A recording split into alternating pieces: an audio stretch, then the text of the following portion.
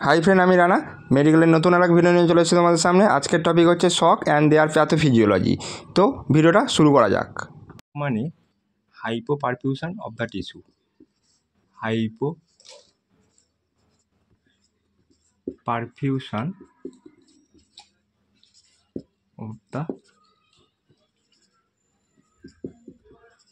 Tissue, যেটা মানে আমরা বলতে পারি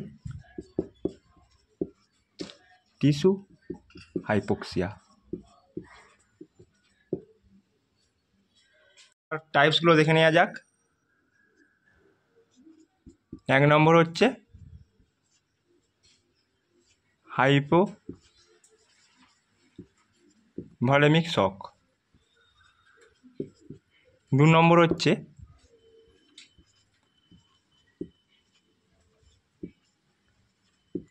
কার্ডিওজেনিক শক। 3 নম্বর হচ্ছে অবস্ট্রাকটিভ শক।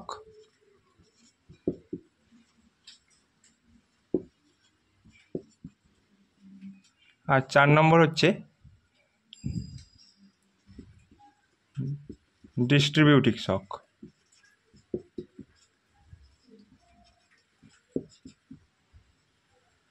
চারটে শক, একটা হচ্ছে হাইপোভলিমিক শক, কার্ডিওজেনিক শক, অবস্ট্রাকটিভ শক, আর হচ্ছে ডিস্ট্রিবিউটিভ শক। তো এটা ভালো করে মনে রাখলে, যেটাকে বলা হয় CHOD, অর্থাৎ C for cardiogenic, H for hypovolaemic, O for হচ্ছে অবস্ট্রাকটিভ, D ফর হচ্ছে ডিস্ট্রিবিউটিভ। এই চারটে শক। তো অবস্ট্রাকটিভ শক এর হচ্ছে কারণগুলো বা ভাগগুলো আমরা একটু জেনে নেব। অবস্ট্রাকটিভ মানে বাধাপ্রাপ্ত যেহেতু, তো এটা হচ্ছে কার্ডিয়াক টেম্পোনেন্ট। 1 নম্বরে আসবে কার্ডিয়াক টেম্পোনেন্ট।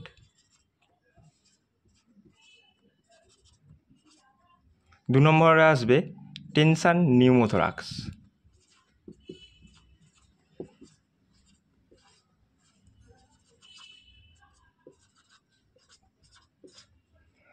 আর 3 নম্বরে আসবে কার্ডিয়াক টেম্পোনেন্ট, টেনশন নিউমোথোরাক্স, আর একটা হচ্ছে পালমোনারি এম্বোলিজম।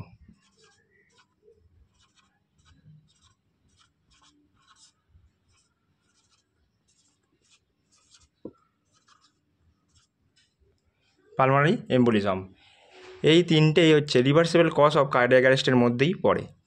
আর অবস্ট্রাকটিভ শকের মধ্যে চলে আসবে সেপটিক শক,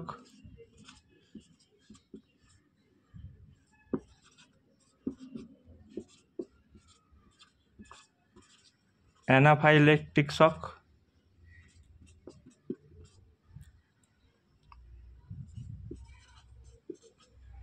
আর একটা হচ্ছে নিউরোজেনিক শক।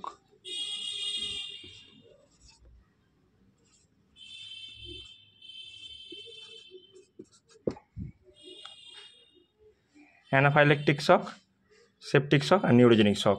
তো প্রথমে আমি আলোচনা করব এই হাইপোভলিমিক শক, তার হচ্ছে প্যাথোফিজিওলজি নিয়ে। তো দেখে নেওয়া যাক। আলোচনা করবো এই হাইপোভলিমিক শক এর হচ্ছে প্যাথোফিজিওলজি। তাহলে pathophysiology of hypovolemic shock.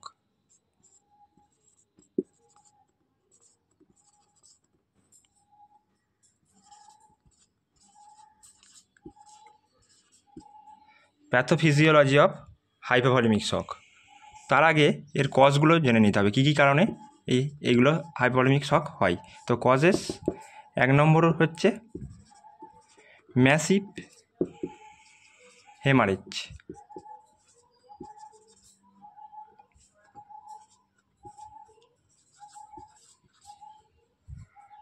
Massive haemorrhage, burn,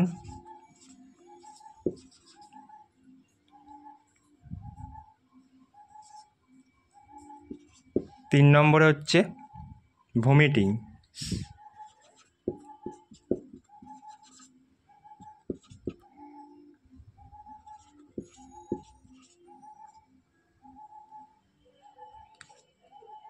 severe diarrhoea.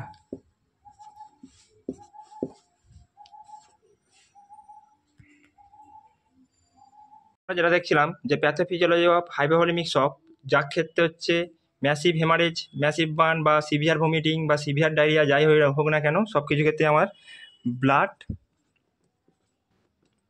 বা ফ্লুইড এটা হচ্ছে আমাদের লস হচ্ছে প্রথমেই। শকের ক্ষেত্রে কী হচ্ছে, ব্লাড বা ফ্লুইড লস হচ্ছে, সেখান থেকে ভলিউম ডিক্রিজ হচ্ছে, ভলিউম ডিক্রিজ হওয়ার থেকে সেখান থেকে কার্ডিয়াক আউটপুট ডিক্রিজ হচ্ছে। কার্ডিয়াক আউটপুট মানে হচ্ছে heart rate into stroke volume, heart rate into stroke volume. Cardiac output মানে একবার একটা মিনিটে যত পরিমাণ ব্লাড হার্ট থেকে বার হচ্ছে সেটা হচ্ছে কার্ডিয়াক আউটপুট, আর একবার পাম্পিংয়ে যতটা পরিমাণ ব্লাড হার্ট থেকে বার হচ্ছে সেটা হচ্ছে স্ট্রোক ভলিউম। তো কার্ডিয়াক আউটপুট মিনস হচ্ছে heart rate into stroke volume. তো কার্ডিয়াক আউটপুট কমছে মানে সেক্ষেত্রে এখান থেকে আমাদের হচ্ছে সিস্টেমিক সার্কুলারি সিস্টেমটা ফেল হচ্ছে।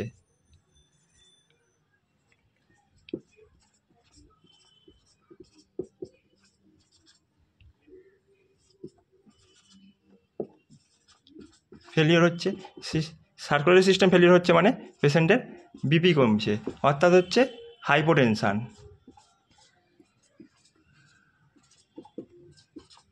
হাইপোটেনশান হচ্ছে, হাইপোটেনশান ঘটার মানে হচ্ছে হাইপো পারফিউশন হচ্ছে, তার মানে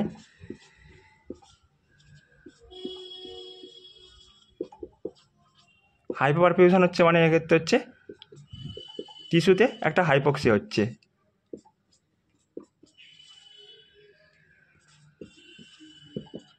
হাইপক্সিয়া হচ্ছে, টিস্যু হাইপক্সিয়া হচ্ছে মানে সেলুলার ইনজুরি হচ্ছে।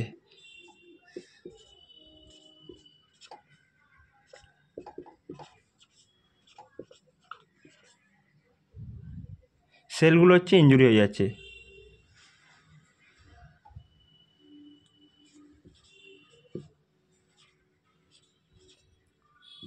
সেলুলার ইনজুরি হচ্ছে, সেলুলার ইনজুরি হচ্ছে মানে এক্ষেত্রে হচ্ছে টিস্যু ইনজুরি হচ্ছে।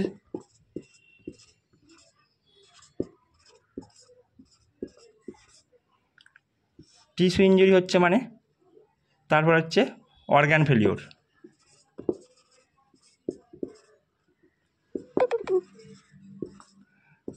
সেখান থেকে মাল্টি অর্গান ফেলিওর।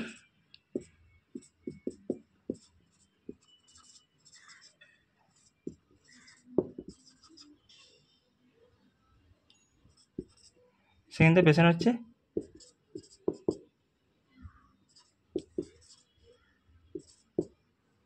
ডেথ।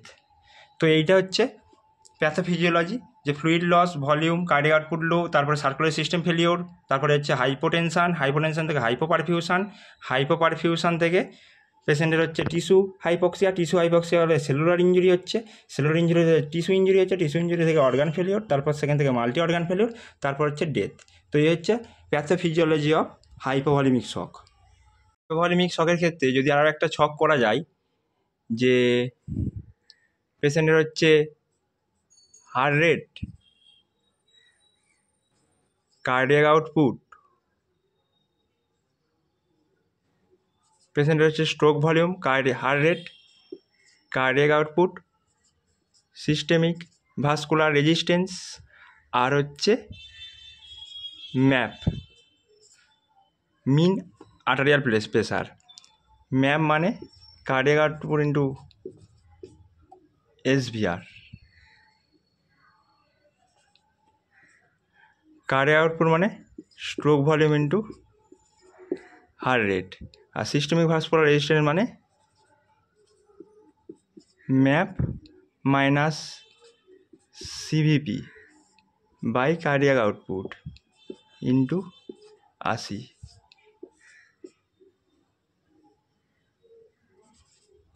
তো এই করে যদি ধরা হয় হাইপোভলিমিক শকের ক্ষেত্রে সিস্টেমিক ভাস্কুলার রেজিস্ট্যান্স সেটা কী হবে না, সেটা হচ্ছে কমে যাবে, হার্ট রেট সেটা বাড়বে। এটাকে কম্পেনসেট করার জন্য কী হবে, কার্ডিয়াক আউটপুটটা সেটা হচ্ছে কমে যাবে, সিস্টেমিক ভাস্কুলার রেজিস্ট্যান্স এটা কিন্তু বাড়া থাকবে, আর ম্যাপ সেটা কিন্তু অলওয়েজ কমে যাবে। তো এইগুলো একটা কার্ডিয়াক আউটপুট মনিটরে ফেললে যে কোনো হাইপোভলিমিক শকের ক্ষেত্রে সিস্টেমিক ভাস্কুলার রেজিস্ট্যান্স সেটা কম হবে, হার্ট রেট সেটা বেড়ে থাকবে, কার্ডিয়াক আউটপুট সেটা কমে যাবে, সিস্টেমিক ভাস্কুলার রেজিস্ট্যান্স সেটা বেশি থাকবে, আর ম্যাপ সেটা কমে থাকবে। অর্থাৎ মিন আর্টারিয়াল প্রেসার মানে cardiac output into stroke volume. Systemic vascular resistance মানে mean arterial pressure minus central venous pressure by cardiac output into 80। এটা হচ্ছে ফর্মুলা, এগুলো হচ্ছে formula.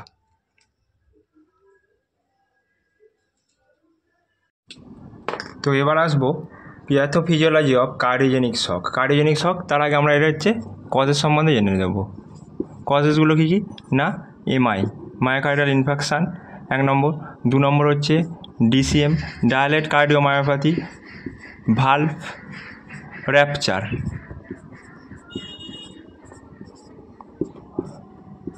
Left ventricle failure, ventricular arrhythmia.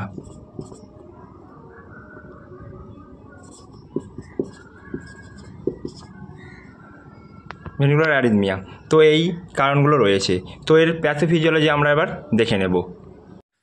তো প্যাথোফিজিওলজি অফ কার্ডিওজেনিক শক, যার কারণগুলো হচ্ছে myocardial infection, DCM dilated cardiomyopathy, valve rupture, left ventricular failure বা যেটাকে বলা হয় হার্ট ফেলিওর, ভেন্ট্রিকুলার অ্যারিথমিয়া, বিভিন্ন ধরনের অ্যারিথমিয়া হতে পারে। তো মেনলি এই কার্ডিওজেনিক শকে যে কোনো পেশেন্ট গেলে তার হচ্ছে মায়োকার্ডিয়াল ড্যামেজ হয়ে থাকে। মায়ো মানে হচ্ছে মাসেল, কার্ডিয়াক মানে হার্ট। তো হার্ট মাসেল ড্যামেজ হয়ে যায়। হার্ট মাসেল ড্যামেজ হয়ে যাওয়ার পরে ওই হার্ট মাসেলগুলোতে অক্সিজেন ঠিক মতো পৌঁছাতে না পারায় সেখানে হচ্ছে একটা হাইপক্সিয়ার তৈরি হয় বা হাইপোপারফিউশনের তৈরি হয়।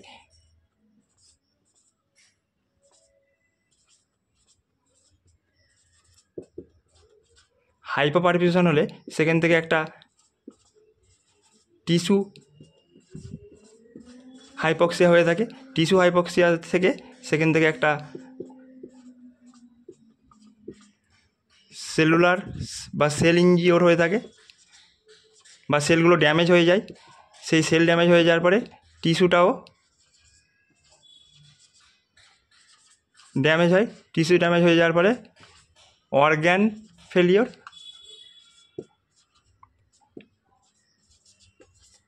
ফেলিওর থেকে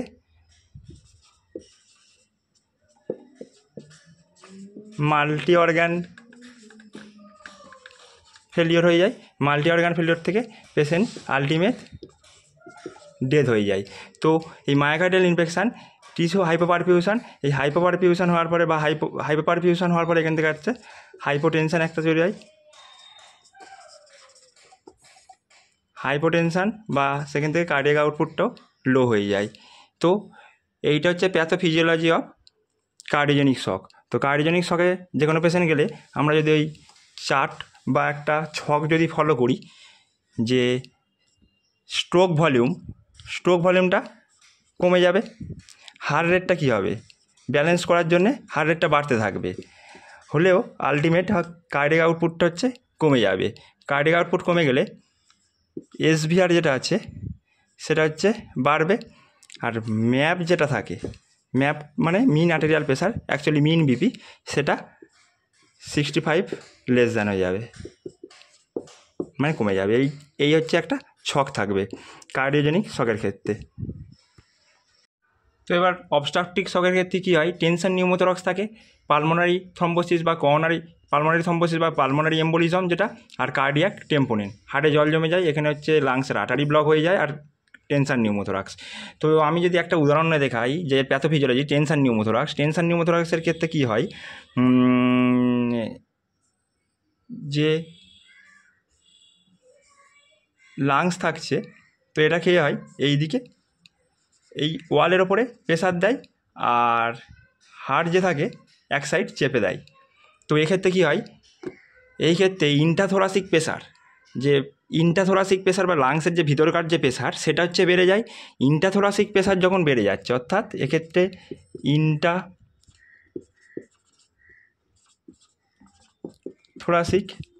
প্রেসার সেটা হচ্ছে ইনক্রিজ হচ্ছে। ইন্ট্রাথোরাসিক প্রেসার যখন বেড়ে যাচ্ছে তখন কি হয়, ভেনাস রিটার্ন কমে যায়, অর্থাৎ হার্টের ওপর প্রেসার পড়লে কী হয়, স্বাভাবিকভাবে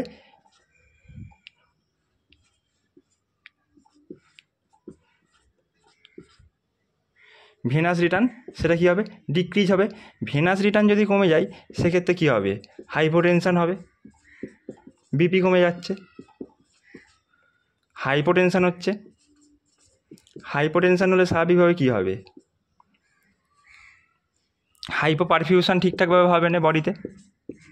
তো সেমভাবে হাইপো পারফিউশন হবে। হাইপো পারফিউশন মানে সেটা হচ্ছে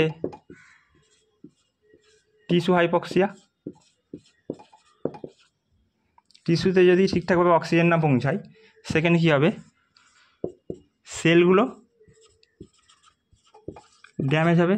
সেল যখন ড্যামেজ হবে তাহলে ইন্টারথোরাসিক প্রেসার বেড়ে যাচ্ছে, ভেনাস রিটার্ন কমে যাচ্ছে, হাইপোটেনশন হচ্ছে, হাইপোটেনশন থেকে হাইপোপারফিউশন হচ্ছে, হাইপোপারফিউশন মানে সেটা হচ্ছে টিস্যু হাইপক্সিয়া, টিস্যু হাইপক্সিয়া থেকে সেল ড্যামেজ হচ্ছে, সেল ড্যামেজ হয়ে যাওয়ার পরে এখানে চলে আসবে টিস্যুটাও আলটিমেট কী হবে, ড্যামেজ হয়ে যাবে। তো সেমভাবে সেখানে চলে আসবে হচ্ছে অর্গান ফেলিওর,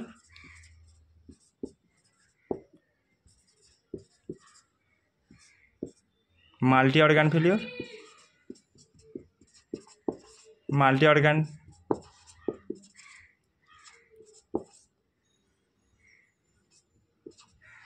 অর্গান ফেলিওর, সেখান থেকে আলটিমেট কী হবে,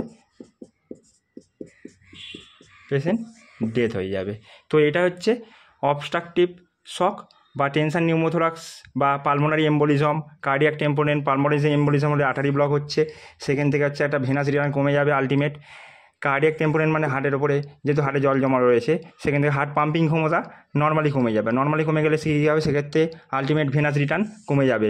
মানে যে আফটার লোড প্রি লোড, হার্টের যে আফটার লোড প্রি লোড বা কন্ট্রাক্টিলিটি সেই জিনিসটা ঠিকঠাকভাবে হবে না, অর্থাৎ সিস্টেমিক ফেল হয়ে যাবে, মানে সার্কুলেটরি সিস্টেম ফেল হয়ে যাবে, সেখান থেকে ভেনাস রিটার্ন কমে যাবে। ভেনাস রিটার্ন কমে গেলে আলটিমেট সেখান থেকে হাইপোটেনশন হবে। তো hypoperfusion, tissue hypoxia, cell damage, tissue damage, সেখান থেকে organ failure, multi organ failure এবং আলটিমেট পেশেন্টটা ডেথ হয়ে যাবে। তো এটা হচ্ছে অবস্ট্রাকটিভ শক, তার হচ্ছে প্যাথোফিজিওলজি।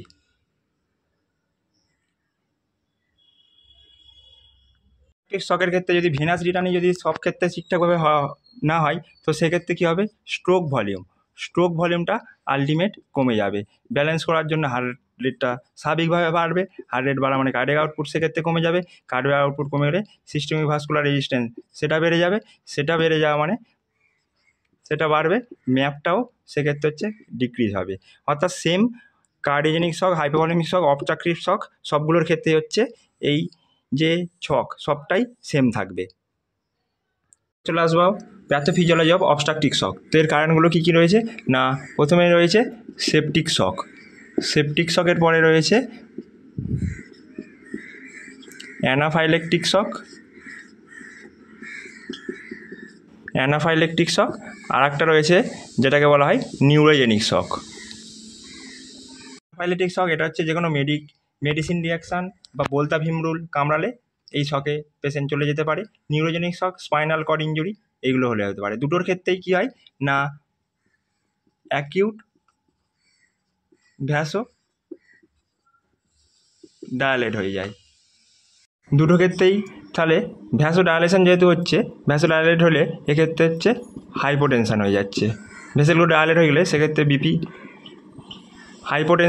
হাইপোটেনশান থেকে সেমভাবেই তখন চলে আসবে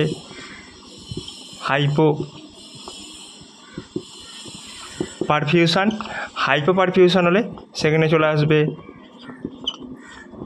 টিস্যু হাইপক্সিয়া থেকে চলে আসবে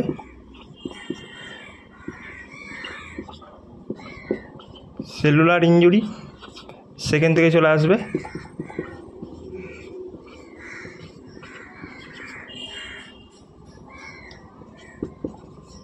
টিস্যু ইনজুরি বা টিস্যু ড্যামেজ থেকে কিন্তু চলে আসবে অর্গান ফেলিওর